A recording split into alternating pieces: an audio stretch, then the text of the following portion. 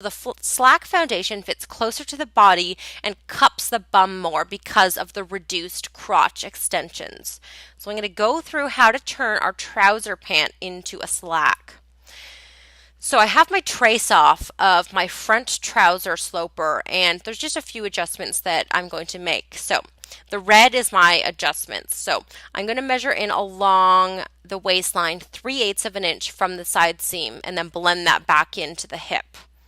And on the center front, I'm going to measure in and up 1/4 of an inch. So I need to also blend in that new waistline that's a bit raised and a little bit tapered in at center front and blend that into the existing crotch line of the front. And then you're also going to eliminate the dart closest to the side seam, similar to, what we did for the men's foundation. So there's only one dart now.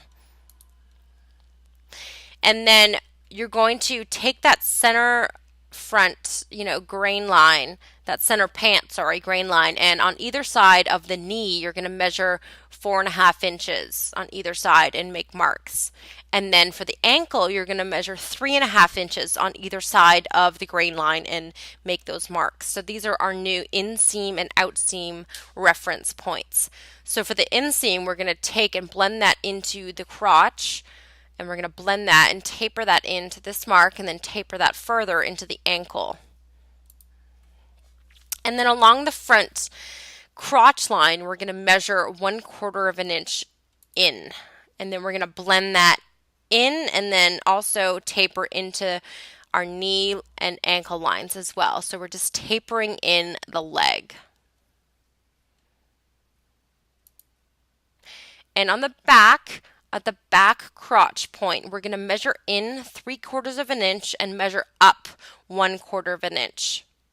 And we're going to as well measure in 1/4 of an inch along this crotch line as well at the side seam. And just like we did for the front, we're going to measure in 3/8 of an inch along the waistline at the side seam, and at the center back, we're going to measure in and up 1/2 of an inch instead of 1/4 of an inch like we did on the front. So we're going to blend that into our waistline, and we're going to eliminate the dart that's closest to the side seam. So we only have one dart now, and we're going to blend that as well into the back crotch as well.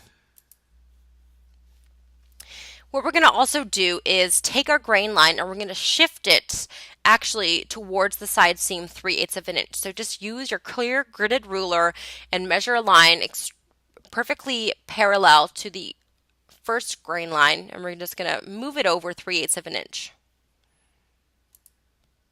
And then we're going to use our new grain line to determine our new knee and ankle width. So we're going to measure on either side of our new grain line 5 inches for the knee line and then 4 inches for the ankle line.